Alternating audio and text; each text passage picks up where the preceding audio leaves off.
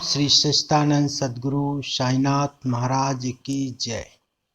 साईं बाबा की असीम कृपा से आज हम लोग साईं सच्चरित्र ग्रंथ के अध्याय 12 का पारायण करेंगे। इस अध्याय में बाबा किस प्रकार भक्तों से भेंट करते और कैसा बर्ताव करते थे, इसका वर्णन किया गया है। हम देख चुके हैं कि ईश्वरीय अवतार का ध्येय साधु जनों का परित्राण और दुष्टों का संहार करना है, परंतु संतों का कार्य तो सर्वथा भिन्न ही है। संतों के लिए साधु और दुष्ट प्रायः एक समान ही है। यथार्थ में उन्हें दुष्कर्म करने वालों की प्रथम चिंता होती है और वे उन्हें उचित पथ पर लगा देते हैं। वे भव सागर के कष्टों को सोखने के लिए अगस्त के सदृश हैं और अज्ञान तथा अंधकार का नाश करने के लिए सूर्य के समान है। संतों के हृदय में भगवान वासुदेव निवास करते हैं, वे उनसे पृथक नहीं है। श्री साईं बाबा भी उसी कोटि में है, जो कि भक्तों के कल्याण के निमित्त ही अवतरणी हुए हैं।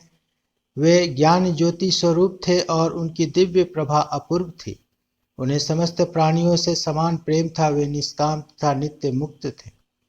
उनकी दृष्टि में शत्रु, मित्र, राजा और भिक्षु सब एक समान थे। पाठकों अब कृपा उनका यश श्रवण करे। भक्तों के लिए उन्होंने अपना दिव्य गुण समूह पूर्णतः प्रयोग किया और सदैव उनकी सहायता के लिए तत्पर रहे। उनकी इच्छा के बिना कोई भक्त उनके पास पहुंच ही नहीं सकता था। यदि उनके शुभ कर्म उदित नहीं हुए हैं तो उन्हें बाबा की स्मृति भी कभी नहीं आई और न ही उनकी लीलाएं उनके कानों तक पहुंच सकी। तब फिर बाबा के दर्शन का विचार भी उन्हें कैसे आ सकता था। अनेक व्यक्तियों की श्री साईं बाबा ने दर्शन की इच्छा होते हुए भी उन्हें बाबा के महासमाधि लेने तक कोई योग्य प्राप्त न हो सका। अतः ऐसे व्यक्ति जो दर्शन लाभ से वंचित रहे हैं, यदि वे श्रद्धापूर्वक साईं लीलाओं का श्रवण करेंगे तो उनकी साईं दर्शन की इच्छा बहुत ही कुछ सीमा तक तृप्त हो जाएगी। भाग्यवश यदि किसी को किसी प्रकार बाबा के दर्शन हो भी गए तो वहां अधिक ठहर न सका। इच्छा होते हुए भी केवल बाबा की आज्ञा तक ही वहां रुकना संभव था और आज्ञा होते ही स्थान छोड़ देना आवश्यक हो जाता था। अतः यह सब उनकी शुभ इच्छा पर भी अवलंबित था। एक समय काका महाजनी बंबई से शिरडी पहुंचे। उनका विचार एक सप्ताह ठहरने और गोकुल अष्टमी उत्सव में सम्मिलित होने का था। दर्शन करने के बाद बाबा ने उनसे पूछा, तुम कब वापस जाओगे? उन्होंने बाबा के इस प्रश्न पर आश्चर्य सा हुआ। उत्तर देना तो आवश्यक ही था, इसलिए उन्होंने कहा, जब बाबा आज्ञा दे। बाबा ने अगले दिन जाने को कहा। बाबा के शब्द कानून थे जिनका पालन करना नितांत आवश्यक था। काका महाजनी ने तुरंत ही प्रस्थान किया। जब वे बंबई में अपने ऑफिस में पहुंचे तो अपने सेठ को अति उत्सुकता पूर्वक प्रतीक्षा करते पाया। मुनीम के अचानक ही अस्वस्थ हो जाने के कारण काका की उपस्थिति अनिवार्य हो गई थी। सेठ ने शिरडी को जो पत्र काका के लिए भेजा था वह बंबई के पते पर उनको वापस लौटा दिया गया। अब एक विपरीत कथा सुनिए। एक बार भाऊ साहेब धुमाल एक मुकदमे के संबंध में निफाड़ के न्यायालय को जा रहे थे। मार्ग में वे शिरडी उतरे। उन्होंने बाबा के दर्शन किए और तत्काल ही निफाड़ को प्रस्थान करने लगे, परंतु बाबा की स्वीकृति प्राप्त न हुई। उन्होंने उन्हें शिरडी में एक सप्ताह और रोक लिया। इसी बीच में निफाड़ के न्यायाधीश उधर पीड़ा से ग्रस्त हो गए। इस कारण उनका मुकदमा किसी अगले दिन के लिए बढ़ाया गया। एक सप्ताह बाद भाऊ साहब को लौटने की अनुमति मिली। इस मामले की सुनवाई कई महीनों तक और 4 न्यायाधीशों के पास हुई। फलस्वरूप धुमाल ने मुकदमे में सफलता प्राप्त की और उनका मुवक्किल मामले में बरी हो गया। श्री नाना साहब निमोड़कर, जो कि निमोड़ के निवासी और अवैतनिक न्यायाधीश थे, शिरडी में अपनी पत्नी के साथ ठहरे हुए थे। निमोड़कर तथा उनकी पत्नी बहुत सा समय बाबा की सेवा और उनकी संगति में व्यतीत किया करते थे। एक बार ऐसा प्रसंग आया कि उनका पुत्र बेलापुर में रोग से पीड़ित हो गया। तब उनकी माता ने वहां जाकर अपने पुत्र और अन्य संबंधियों से मिलने तथा कुछ दिन वहीं व्यतीत करने का निश्चय किया, परंतु श्री नाना साहब ने दूसरे दिन ही उन्हें लौटने आने को कहा। वे असमंजस में पड़ गई कि अब क्या करना चाहिए, परंतु बाबा ने सहायता की। शिरडी से प्रस्थान करने के पूर्व वे बाबा के पास गई। बाबा साठेवाड़ा के समीप नाना साहेब और अन्य लोगों के साथ खड़े हुए थे। उन्होंने जाकर चरण वंदना की और प्रस्थान करने की अनुमति मांगी। बाबा ने उनसे कहा, शीघ्र जाओ, घबराओ नहीं। शांत चित्त से बेलापुर में 4 दिन सुखपूर्वक रहकर सब संबंधियों से मिलो और तब शिरडी आ जाना। बाबा के शब्द कितने सामायिक थे, ये निमोड़कर की आज्ञा बाबा द्वारा रद्द हो गई। नासिक के एक कर्मनिष्ठ अग्निहोत्री ब्राह्मण थे जिनका नाम मूल्य शास्त्री था। उन्होंने 6 शास्त्रों का अध्ययन किया था और ज्योतिष तथा समुद्रिक शास्त्र में भी पारंगत थे। वे एक बार नागपुर के प्रसिद्ध करोड़पति श्री बापू साहेब बूटी से भेंट करने के बाद अन्य सज्जनों के साथ बाबा के दर्शन करने मस्जिद में गए।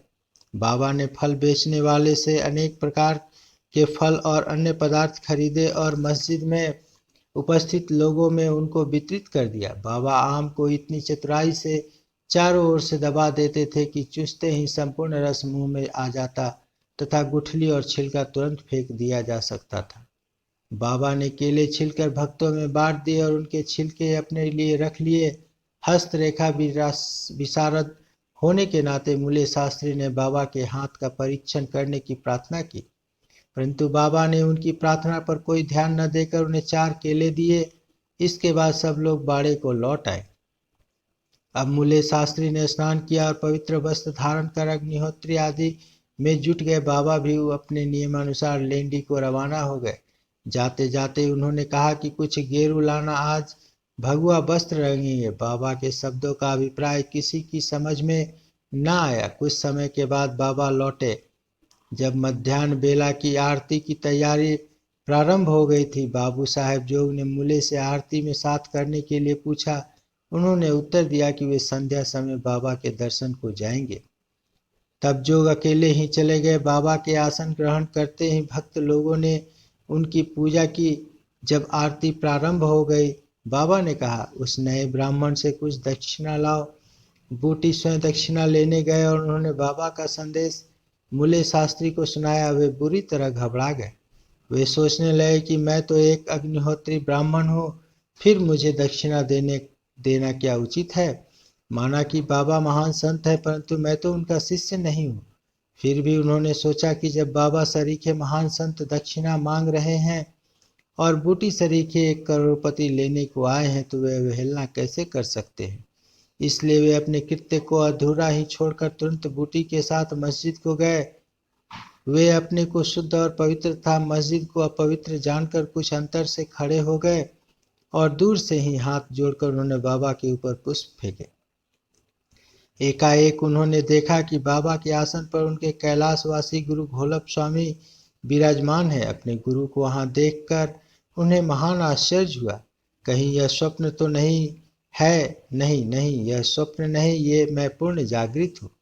परंतु जागृत होते हुए भी मेरे गुरु महाराज कैसे यहाँ आ पहुँचे? कुछ समय तक उनके मुंह से एक भी शब्द न निकला। उन्होंने अपने को चिकोटी ली और पुनः विचार किया, परंतु वे निर्णय न कर सके कि कैलाशवासी गुरु घोलप स्वामी मस्जिद में कैसे आ पहुँचे। फिर सब संदेह दूर करके वे आगे बढ़े और गुरु के चरणों पर गिर हाथ जोड़कर स्तुति करने लगे। दूसरे भक्त तो बाबा की आरती गा रहे थे, परंतु मूल्य शास्त्री अपने गुरु की नाम की ही गर्जना कर रहे थे। फिर सब जाति पाति का अहंकार तथा पवित्रता और अपवित्रता की कल्पना त्याग कर वे गुरु के श्री चरणों पर पुनः गिर पड़े। उन्होंने आंखें मूंद ली, परंतु खड़े होकर जब उन्होंने आंखें खोली तो बाबा की दक्षिणा मांगते हुए देखा। बाबा का आनंद स्वरूप और उनकी अनिवर्चनीय शक्ति देख मूल्य शास्त्री आत्मविस्मृत हो गए। उनके हर्ष का परवार न रहा। उनकी आंखों से अश्रुपात होते हुए प्रसन्नता से नाच रही थी। उन्होंने बाबा को पुनः नमस्कार किया और दक्षिणा दी। मूल्य शास्त्री कहने लगे कि मेरे सब संशय दूर हो गए। आज मुझे अपने गुरु के दर्शन हुए। बाबा की अद्भुत लीला देखकर सब भक्त और मूल्य शास्त्री द्रवित हो गए। गेरू लाओ, आज भगवा वस्त्र रंगेंगे। बाबा के इन शब्दों का अर्थ अब सबकी समझ में आ गया। ऐसी अद्भुत लीला श्री साईं बाबा की थी। एक समय एक मामलादार अपने एक डॉक्टर मित्र के साथ शिरडी पधारे। डॉक्टर का कहना था कि मेरे इष्ट श्री राम हैं, मैं किसी यवन को मस्तक न नवाऊंगा, अतः वे शिरडी जाने में असहमत थे।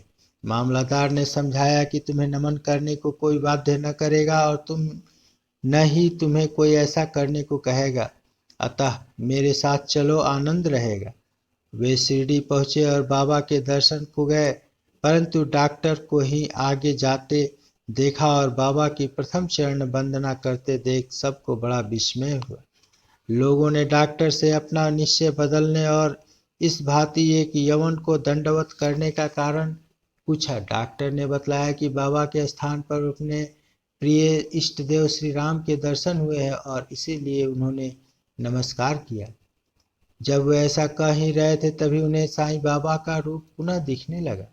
वे आश्चर्यचकित होकर बोले, क्या यह स्वप्न है? ये यवन कैसे हो सकते? अरे अरे, यह तो पूर्ण योग अवतार हैं। दूसरे दिन से उन्होंने उपवास करना प्रारंभ कर दिया। उन्होंने प्रतिज्ञा की कि जब तक बाबा स्वयं बुलाकर आशीर्वाद नहीं देंगे तब तक मस्जिद में कदापि न जाऊंगा। इस प्रकार 3 दिन व्यतीत हो गए।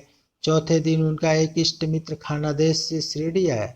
वे दोनों मस्जिद में बाबा के दर्शन करने गए। नमस्कार होने के बाद बाबा ने डॉक्टर से पूछा, आपको बुलाने का कष्ट किसने किया? आप यहाँ कैसे पधारे? यह प्रश्न सुनकर डॉक्टर द्रवित हो गए और उसी रात्रि को बाबा ने उन पर कृपा की। डॉक्टर को निद्रा में ही परमानंद का अनुभव हुआ। वे अपने सरहर लौट आए तो भी उन्हें 15 दिनों तक वैसा ही अनुभव होता रहा। इस प्रकार उनकी साईं भक्ति कई गुना बढ़ गई। उपयुक्त कथाओं की शिक्षा विशेषतः मूल्य शास्त्री की यही है कि हमें अपने गुरु में दृढ़ विश्वास होना चाहिए। अगले अध्याय में बाबा के अन्य लीलाओं का वर्णन होगा। श्री सद्गुरु साईनाथ प्रणमस्तु। शुभ भवतु।